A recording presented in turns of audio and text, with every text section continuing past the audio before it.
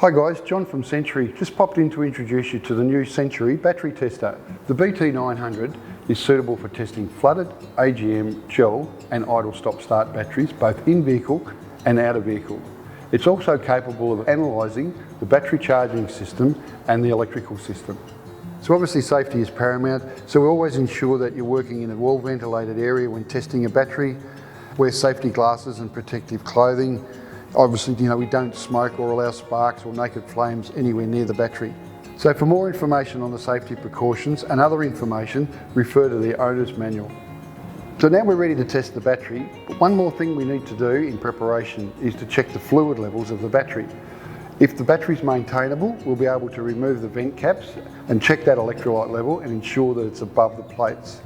In the case of a maintenance-free battery, we'll use the state of charge indicator, which is located in the top of the battery. So when you receive the battery tester, you'll receive it like so, and the paper separate. So we need to install the paper. It's merely a matter of dropping it in, closing the lid, and pulling it through. And now it's ready to operate. So when we hook up the terminals, we need to connect the black terminal to the negative post, and the red terminal to the positive post. And then the tester will illuminate and give us a battery voltage. Up in the top right hand corner you'll see that we've got 1 of 9, so there's 1 test out of the 9 functions that we can do. So the first thing we do is push enter, because we want to do a battery test. The second screen that comes up is the type of battery that we're going to test. So we get a choice of regular standard or stop start. In this case we're using a regular standard battery. So we push enter. We have 4 options here now: flooded, AGM flat plate, AGM spiral plate, or VRLA or gel. In this case, it's a flooded battery. We push enter. So the next step is to select a rating, and we're going to use CCA, and as you can see there are other selections that can be used, but we use CCA or SAE. So we push enter. We set the capacity of the battery. In this case, its CCA is 640. Then we push enter. So ensure that the ambient temperature is within this range before testing. In this case we are. Yes. It goes through its testing process and then it gives us a result. In this case it's good and pass. It gives us a voltage, the CCA rating of the battery, and also the internal resistance of the battery. So in this case we've got good and pass. But there are 5 other options that we can have. So we've got good and pass, which means that the battery is good and capable of holding a charge. Good and recharge, the battery is good but needs to be recharged. Caution, the battery may be serviced but will gradually decrease in starting capacity over time.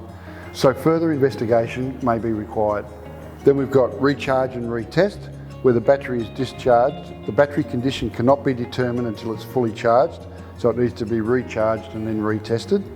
Bad and replace, the battery will not hold a charge and should be replaced immediately. And bad sell and replace, the battery has a short circuit in at least 1 cell and should be replaced immediately. Once the test is completed, we're able to print a result. So we push enter, print result, yes.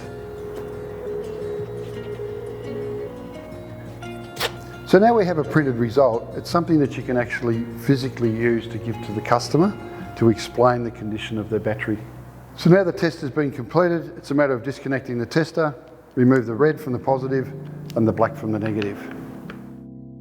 So now we've completed the out of vehicle test, the next step is to do an in-vehicle test, which allows us to be able to test the battery in situ in the vehicle.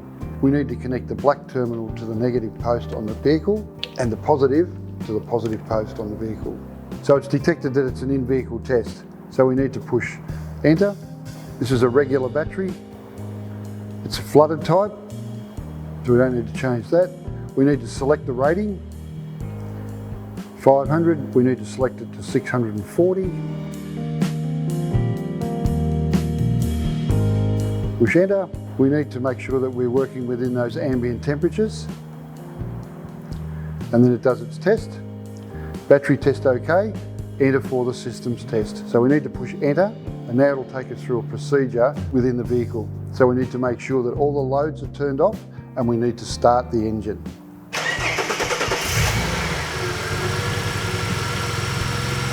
So then we get our cranking bolts. It says that they're normal, so it's happy with that.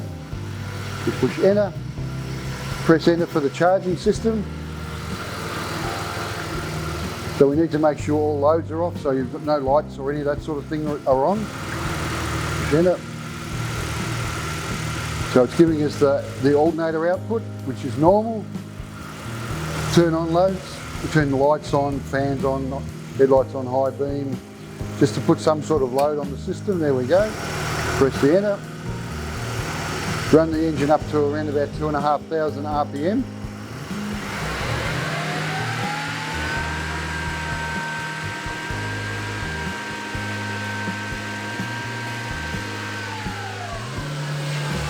Then you get what we call a ripple detection. So it's looking for any abnormal ripple detection in the alternator. And the alternator load voltage is normal. So it's all good. Test is over. Turn off the loads and the engine. Then you get your digital readout, which you can print. So we'll print the result, yes. Then it gives us the results of the system test. So now, once we finish the test, we just need to disconnect. We'll take the positive off first, cover that back up again, then disconnect the negative. And the battery's ready to go.